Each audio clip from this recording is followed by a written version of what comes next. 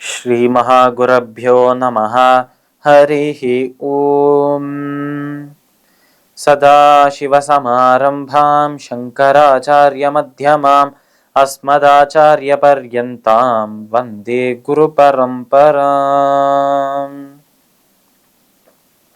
GeM டிவியின் அன்பர்களுக்கு எனது வணக்கங்கள். இன்றைய நாள் அனைவருக்கும் இனிய நாளாக அமைய எல்லாம் வல்ல இறைவனை வேண்டி இன்றைய எம்மதமும் நம்மதமே நிகழ்ச்சிக்கு செல்வோம். இன்னைக்கு நம்ம பகவத்கீதையிலிருந்து ஒரு ஸ்லோகத்தை விரிவான விளக்கத்துடன் பார்ப்போம். ஞானேன து ததஜ்ஞானம் ஏஷாம் நாசிதமாத்மனஹ தேஷாம் ஆதித்யவத் ஞானம் பிரகாசயதி தத்பரம்.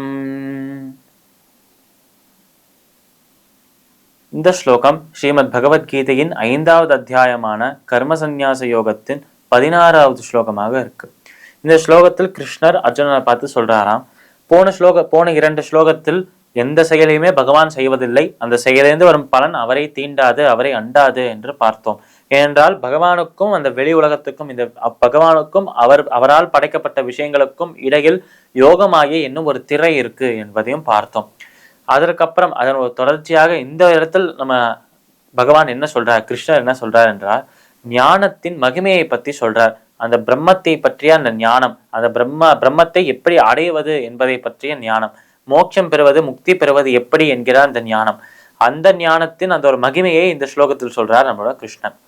அப்படி சொல்லும்போது அவர் சொல்ற விஷயங்கள் என்ன என்றால், எப்படி ஒரு சூரியன் அந்த இருளை எப்படி ஒரு சூரியனை அழிக்கிறதோ, இப்போ ஒரு இடத்துல ஒரு இருள் இருக்கு, இந்த இடம் முழுக்க இருள் இருக்கு, இந்த இடத்துல ஒரு சின்ன தீபம் வைத்தேன் என்றால் அந்த இருள் எல்லாமே அழிந்து போயிடும், எல்லாமே விலகிவிடும். அப்படி இருக்கும் அந்த ஒளியானது எப்படி அந்த இருளை விரட்டுறதோ அது போலவே ஞானமும் அஜ்ஞானத்தை அழிக்கிறது என்று சொல்றார். ஞானேனது ததஜ்ஞானம் ஏஷாம் நாசிதமாத்மனஹ தேஷாம் ஆதித்யவஜ்ஞானம் பிரகாசயதி தத்பரம். அதாவது எப்படி சூரியனின் கதிர்களானது இருளை விளக்குகிறதோ அது போலவே ஞானமும் அஜ்ஞானம் எனும் அந்த இருளை விளக்கி விடுகிறது என்று சொல்றார் நம்ம கிருஷ்ணர். இந்த அஜ்ஞானம் என்கிற இருள் நம்மை சூழ்ந்து இருக்கு என்று நம்ம இப்போ கற்பனை பண்ணி பார்த்தோம் என்றால், நம்மை சுத்தி நம்மளை சூழ்ந்து இருப்பது இந்த அஜ்ஞானம் என்னும் இருள். இந்த இருள்லேருந்து வரும் அந்த துளிகளாக இருக்கும் மமக்காரம், அகங்காரம், பற்று, ஆசை, காமம், குரோதம், லோபம், மோகம், இது எல்லாமே நம்மளோட ஆத்மாவை போய் கொஞ்சம் கொஞ்சமாக ஒட்டி கொள்ள ஆரம்பிக்குமாம், பதிய ஆரம்பிக்குமாம்.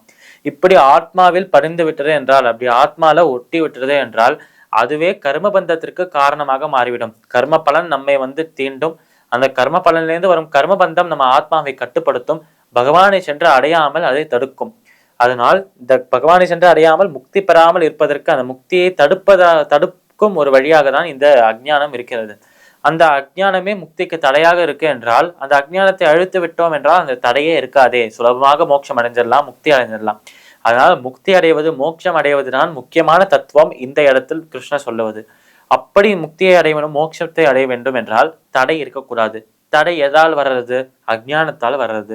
அதனால் அஜ்ஞானத்தை அழிக்கும் விதமாக எப்படி இருளை சூரியனின் கதிர்கள் அந்த ஒளியானது விரட்டுகிறதோ அது போலவே அஜ்ஞானத்தை ஞானம் விரட்டுகிறது, அஜ்ஞானத்தை ஞானம் எரிக்கிறது, அழிக்கிறது என்று சொல்றார் நம்ம கிருஷ்ணன். அப்படி இருக்கும் இந்த ஞானமே அந்த இடத்தில் அஜ்ஞானம் என்னும் இருளை விரட்டுகிற சூரியனாக, கதிரவனாக மாறுகிறது என்றும் சொல்றார். இந்த ஞானத்தின் மகிமை, இந்த ஞானத்தை எப்படி பெற வேண்டும், இந்த ஞானத்தின் மகிமை என்ன, இதெல்லாம் போன அத்தியாயமான ஞான கர்ம சந்நியாச யோகத்தில் 4வது அத்தியாயத்தில் பார்த்தோம். ஒரு சரியான குருவை அணுகி அந்த குருவின் பாதார விந்தங்கள்ல விழுந்து அவரை சேவித்து அவருக்கே அந்த பணிவிடைகள் எல்லாம் செஞ்சு அவர் என்ன ஆசைப்படுறாரோ அது எல்லாத்தையுமே அவருக்கு பூர்த்தி செஞ்சு அவருக்கு சந்தோஷமாக அந்த ஆனந்தமாக அவரை வைத்திருந்தோம் என்றால் அந்த குருவே, அந்த ஆச்சாரியனே நமக்கு அந்த ஞானத்தை அருள்வார் என்று பார்த்தோம். இப்படி கிடைக்கிற அந்த ஞானம் எதற்கு சமானமானது என்று கேட்டால், ஞானத்திற்கு சமானமாக புனிதமானது எதுவுமே கிடையாது, ஞானத்துக்கு சமமாக புனிதமாக இருப்பது எதுவுமே கிடையாது என்றும் சொன்னார். அதனால் ஈடு இணையே இல்லாத ஞானம் என்றும் இதற்கு பெயர் வைக்கலாம். ஈடு இணையே இல்லாத ஞானமாக இருப்பது பிரம்மத்தை பற்றிய ஞானம். அதை ஒரு சரியான குருவை, ஆச்சாரியனை அணுகி நம்ம பெறுகிறோம். ஆனால் இப்படி அணுகி இந்த ஒரு ஞானத்தை நம்ம பெற்றுக்கொண்டால் அதன் பலன் என்ன? அதுதான் பரமசாந்தியாக இருக்கும் மோட்சம், முக்தி என்று போன அத்தியாயத்தில் சொன்னார். அந்த அத்தியாயத்தையும் இந்த அத்தியாயத்தையும் இணைக்கும் ஒரு லிங்காக, ஒரு கனெக்டிங் லிங்காக தான் இந்த ஒரு ஸ்லோகமும் இருக்கிறது. அப்பேற்பட்ட ஞானத்தை பெற்றுவிட்டு நாமும் அந்த அஜ்ஞானத்தை அழுத்து விட்டு அந்த அஜ்ஞானம் என்கிற இருளை விரட்டி விட்டோம் என்றால் நமக்கும் மோட்ச முக்தி என்பது நிச்சயமாக இருக்கும், இதில் சந்தேகமே இல்லை என்று சொல்றார் நம்மளோட கிருஷ்ணன். பகவத்கீதையின் 5வது அத்தியாயமான கர்மசந்நியாச யோகத்தில் 16வது ஸ்லோகத்திற்குண்டான விளக்கம் இதுவே. மீண்டும் நாளை சந்திப்போம். நன்றி, வணக்கம்.